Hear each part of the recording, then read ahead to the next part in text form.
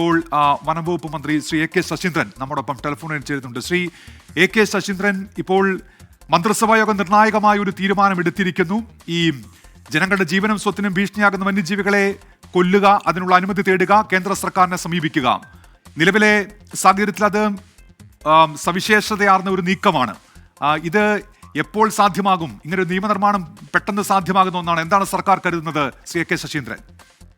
ഇന്ന് താങ്കൾ പറഞ്ഞതുപോലെ കേരളത്തിലെ ജനങ്ങളെ സംബന്ധിച്ചിടത്തോളം വളരെ നിർണായകമായ ഒരു തീരുമാനമാണ് കേരള മന്ത്രിസഭ കൈക്കൊണ്ടിട്ടുള്ളത്. വന്യജീവി സംരക്ഷണ നിയമത്തിലെ 11B പ്രകാരം കാട്ടുപന്നികളെ വെടിവെച്ചു കൊല്ലാനുള്ള അധികാരം ചീഫ് വൈൽഡ് ലൈഫ് വാർഡന് നിക്ഷിപ്തമാക്കിയതുപോലെ അക്രമകാരികളായ മറ്റ് വന്യജീവികളെയും വെടിവെച്ചു കൊല്ലാനുള്ള ഉത്തരവ് പുറപ്പെടുവിക്കാനുള്ള അധികാരം സ്റ്റേറ്റിന് വേണമെന്നതാണ് ഇന്നത്തെ യോഗത്തിന്റെ തീരുമാനത്തിന്റെ കാതൽ. അവിടത്തേക്ക് എത്തണമെങ്കിൽ നിയമപരമായ കാര്യങ്ങളൊക്കെ പരിശോധിക്കേണ്ടതുണ്ട് എന്നെല്ലാവർക്കും അറിയാം. ഈ കാര്യം മോണിറ്റർ ചെയ്യുന്നതിന് വേണ്ടി വനം വകുപ്പ് പ്രിൻസിപ്പൽ സെക്രട്ടറിയെയും ചുമതലപ്പെടുത്തിയിട്ടുണ്ട്. അതിന്റെ ഭാഗമായി അഡ്വക്കേറ്റ് ജനറലുമായും മറ്റ് വിദഗ്ധന്മാരുമായും ആലോചന നടത്തി എത്രയും പെട്ടെന്ന് ഈ ഇത് സംബന്ധിച്ച നിർദ്ദേശങ്ങൾ തയ്യാറാക്കി ബഹുമാനപ്പെട്ട മുഖ്യമന്ത്രിക്ക് സമർപ്പിക്കണമെന്നാണ് അദ്ദേഹം നിർദ്ദേശിച്ചിട്ടുള്ളത്. അതിനനുസരിച്ചുള്ള നടപടിക്രമങ്ങളുമായി വകുപ്പ് മുമ്പോട്ട് പോയിക്കൊണ്ടിരിക്കുകയാണ്. ഇത് സാധിച്ചാൽ കേരളത്തിലെ ജനങ്ങളെ സംബന്ധിച്ചിടത്തോളം അവരുടെ ജീവനും സ്വത്തിനും സംരക്ഷണം നൽകുക എന്ന പ്രധാനപ്പെട്ട പ്രശ്നത്തിന് പരിഹാരം കാണാൻ ഗവൺമെന്റിന് കഴിയുമെന്നാണ് വിശ്വസിക്കുന്നത്. ശുഭാപ്തി വിശ്വാസത്തോടു കൂടിയാണ് ഗവൺമെന്റ് ഈ കാര്യം തീരുമാനിച്ചിട്ടുള്ളത്. ശ്രീ എ കെ ശശീന്ദ്രൻ, അതിന്റെ ഒരു ഉള്ളടക്കം എങ്ങനെയാകണം? സർക്കാരിന് അക്കാര്യത്തിലൊരു പ്രാഥമിക ധാരണ ഉണ്ടാകുമല്ലോ ശ്രീ എ കെ ശശീന്ദ്രൻ. അല്ല, ഞങ്ങൾ നേരത്തെ തന്നെ താങ്കൾക്കെല്ലാം അറിയുന്നത് പോലെ ഇതിനുള്ള നിയമ ഭേദഗതി എന്ന് ആവശ്യപ്പെട്ടുകൊണ്ടുള്ള പ്രമേയം പാസ്സാക്കുകയും കേന്ദ്ര ഗവൺമെന്റിനെ കാണുകയും ശ്രദ്ധയപ്പെടുത്തുകയും ചെയ്തിരുന്നു. പക്ഷേ ദൗർഭാഗ്യവശാൽ അനുകൂലമായ നിലപാടല്ല അവിടെ ഉണ്ടായിരിക്കുന്നത്. അതുകൊണ്ട് തന്നെ നിയമപരമായി കൂടി ഇതിനെ നേരിടാൻ സാധിക്കുമോ എന്ന കാര്യം കൂടി പരിശോധിക്കേണ്ടത്. എന്തായാലും ജനങ്ങളുടെ ദുരിതമകറ്റാനുള്ള ഉള്ള ഒരു തീരുമാനം എന്നുള്ള നിലയിൽ എത്രമാത്രം മുന്നോട്ട് പോകാൻ കഴിയുമോ അത്രമാത്രം മുന്നോട്ട് പോകാനുള്ള പച്ചക്കൊടിയാണ് ബഹുമാനപ്പെട്ട മുഖ്യമന്ത്രി വനം വകുപ്പിന് നൽകിയിട്ടുള്ളത്. ഒരു കാര്യം കൂടി ചോദിച്ചുകൊള്ളട്ടെ ശ്രീ എ കെ ശശീന്ദ്രൻ, ഇപ്പോൾ അങ്ങനെ നമ്മളൊരു നിയമനിർമ്മാണത്തിലേക്ക് കടക്കാനുള്ള സാധ്യത തേടുമ്പോഴും ഈ ആളുകളൊക്കെ ഉന്നയിക്കുന്ന ഒരു വിമർശനമുണ്ട്. ഈ വന്യജീവി ആക്രമണം നിലവിലത്തെ സാഹചര്യത്തിൽ തടയാൻ സർക്കാർ അക്കാര്യത്തിൽ ക്രിയാത്മകമായി ഇടപെടുന്നില്ല, അല്ലെങ്കിൽ സർക്കാർ എന്തൊക്കെ പദ്ധതികൾ നടപ്പാക്കാൻ ആഗ്രഹിച്ചോ അതൊന്നും നടപ്പാകുന്നില്ല. അത്തരത്തിലൊരു വിമർശനം ഈ പ്രതിരോധ നടപടികളെക്കുറിച്ച് നിലനിൽക്കുകയും കൂടി ചെയ്യുന്നുണ്ടല്ലോ ശ്രീ എ കെ ശശീന്ദ്രൻ. അല്ല, അത് യാഥാർത്ഥ്യവുമായി പൊരുത്തപ്പെടാത്തൊരു വിമർശനമാണ്. ഞങ്ങൾ ഈ കഴിഞ്ഞ 2 കൊല്ലത്തിനിടയിൽ 1200 കിലോമീറ്റർ ദൂരത്തിലാണ് സോളാർ ഫെൻസിങ്ങും റെയിൽവേ ഫെൻസിങ്ങും ഹാങ്ങിങ് സോളാർ ഫെൻസിങ്ങും എല്ലാം സ്ഥാപിച്ചത്.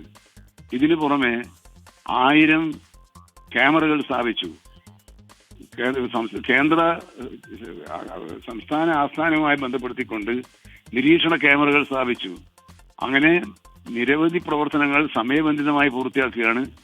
മറ്റൊരു പ്രധാനപ്പെട്ട വശത്തിൽ കാലതാമസം വരുന്നത് അധിനിവേശ സസ്യങ്ങൾ മുറിച്ചു മാറ്റി പകരം അവിടെ നല്ല പല കായ്ഫലങ്ങൾ ഉണ്ടാകുന്ന വൃക്ഷങ്ങൾ നട്ടുപിടി സ്വാഭാവിക വനമാക്കി അതിനെ മാറ്റുന്നതിനുള്ള ശ്രമങ്ങൾ സാവകാശത്തിലേ നടക്കുകയുള്ളൂ. കാരണം ഒരുമിച്ച് കേരളത്തിലെ മുഴുവൻ വനമേഖലയിലെയും അക്കേഷ്യ തുടങ്ങിയിട്ടുള്ള മരങ്ങൾ വെട്ടിമാറ്റിയാൽ അത് അത്രയും വേഗം ഇനി മുളച്ചു പൊന്തുകയില്ല നമ്മൾ നട്ടാൽ.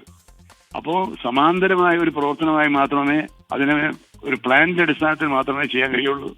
ആ ഒരു കാലതാമസമുണ്ട്. എന്നാലും 500 ഹെക്ടറിൽ പരം സ്ഥലം വയനാട് മേഖലയിൽ വെട്ടിമുറിച്ച് മാറ്റുകയും അവിടെ പുതിയ പ്ലാന്റേഷൻ നടപടികൾ ആരംഭിക്കുകയും ചെയ്തിട്ടുണ്ട്. കാരണം ഇത് സാവകാശത്തിലുള്ളൊരു പ്രക്രിയയാണ്. നമുക്ക് ഒറ്റ ദിവസം കൊണ്ട് ഇത്രയും കാര്യങ്ങൾ മാറ്റി അവിടെ പകരം ഫലഭൂയിഷ്ടമായ വൃക്ഷങ്ങൾ സ്വാഭാവിക വനങ്ങൾ നിർമ്മിക്കാനുള്ള സ്വാഭാവികമായ പ്രശ്നങ്ങളുണ്ട്. അതിനപ്പുറത്ത് ഒരു ഉദാസീനതയും ഉണ്ടാവുകയില്ല.